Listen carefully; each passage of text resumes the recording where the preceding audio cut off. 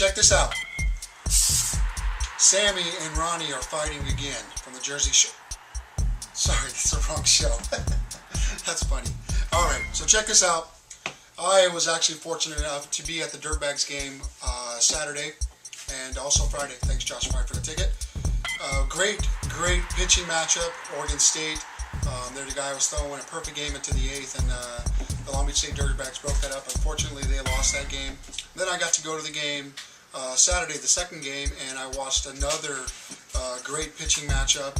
And of course, the Dirtbags ended up winning that game in extra innings in the 11th with a bases loaded single by Ino Patron. Patron.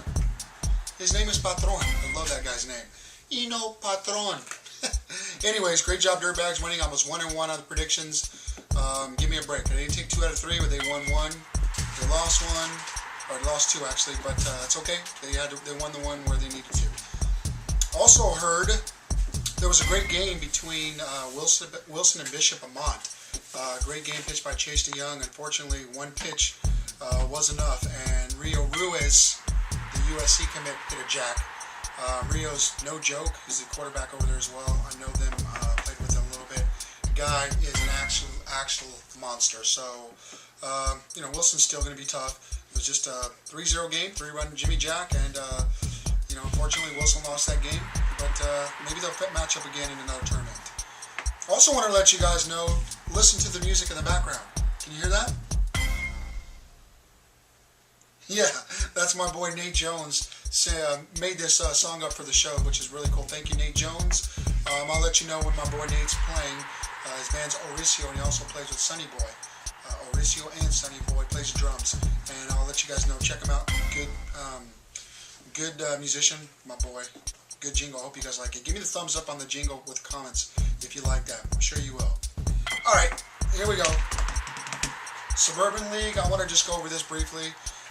Baseball, my predictions. I know the Press Telegram did a big show and a big write-up about it, but I want to just give you guys real quick my predictions on the Suburban League baseball season coming up here. I'm actually going to go with the 3 playoff teams, and 3 playoff teams are going to be Bellflower, Mayfair, and La Mirada. Okay, the Suburban League, guys, is wide open. I actually had a chance to watch Mayfair and La Mirada play. I haven't seen Bellflower yet, but man, Suburban League is ready for the taking. La Mirada is usually the one that takes over all the time. But listen, I'm telling you guys right now, the Suburban League is wide open. Okay, that league is going to be interesting to see how it plays off. Those are going to be the three playoff teams, and I'm going to take Bellflower to win it. I think Bellflower is going to win the Suburban League this year, and Mayfair, Jordan Boites, Bobby Dutter, Henderson. I think with the loss of Bobby Webb going over to Wilson, hurt you guys. I mean, hurt you because you lost an arm and also lost a big bat in that lineup. So, quite frankly, if Jordan Boites doesn't pitch in those Bellflower games, La Miradas, it's going to be tough to win. So, I wish the best for Mayfair. You guys don't have a lot of buddies over there. I think Bellflower is going to do well. With Nick Lasalla, the captain of the Bucks, he's one of the big guys. I mean, this guy is a little guy that packs a punch. Don't snooze watching Nick Lasalla's last 2 games. He was 3 for 4 and 3 for 3. So little Nick is no joke. He can play the game of baseball. He's going to have to get it done against Mayfair, La Mirada, and he's going to also have to be a run producer and score runs if they're going to have a chance to win that league, which you got to do. You got to do that. La Mirada, I don't know what's going on over there. The pitchers are need a little bit of work, and their hitting wasn't there when Milliken played them, but you can't count them out. They're well coached, and they've always been well coached. And like I said, they're the defending champs, and they run that league. Let's be honest, they run that league. So, going to be interesting to see what happens in that division or that league. Okay, and okay, here we have it. It's kind of cool because you guys have been asking me about this, and I know the Long Beach Gazette's put on a huge. They put up a huge preview. Check the videos out, guys. Check out their write-ups. Mike and JG do a great job with the Gazettes, GazetteSports.com. They have a whole write-up on pretty much the whole league and everything that's going on. I'm going to condense it a little bit and just go over, in no particular order, who I think is going to make the playoffs for this year's 2011 Moore League. Okay, first of all, Milliken will make the playoffs. Milliken They just lost a tough game Saturday to Redondo Sunset. Rageybarra pitched another complete game, and hey, my boy Alex Antoneras, big bomb. Hit a home run over the fence, and you guys have checked the video out that I put up on the Facebook Rageybarra production site. My boy Alex Antoneras hitting a home run, and Colin Anderson went 3 for 3. So they're playing good. They lost 4-3. They just got to get over the hump. Okay. The Rams need Rageybarra, Jimmy Norman, and J.K. Mill to compete on the mound, and they need to get it done up there. They're all juniors, and also Jason Casillas is going to be important. They call him Tex, my boy Tex. He's going to need to get it done on the mound in relief or some spot starts, or basically working his way into the rotation. You got to hit. The bottom line for the Rams is they got pitching, but they don't hit. What do you say, camera person? Does it look good for them? No. If they don't hit? No. No, doesn't look good. If they don't hit, it's going to be a little bit of a problem. So they got to hit. And then Rageybarra, he needs to keep the offense going. A.V. Flores, if he gets on with Colin Anderson, the bottom line is Rageybarra, you got to get him in.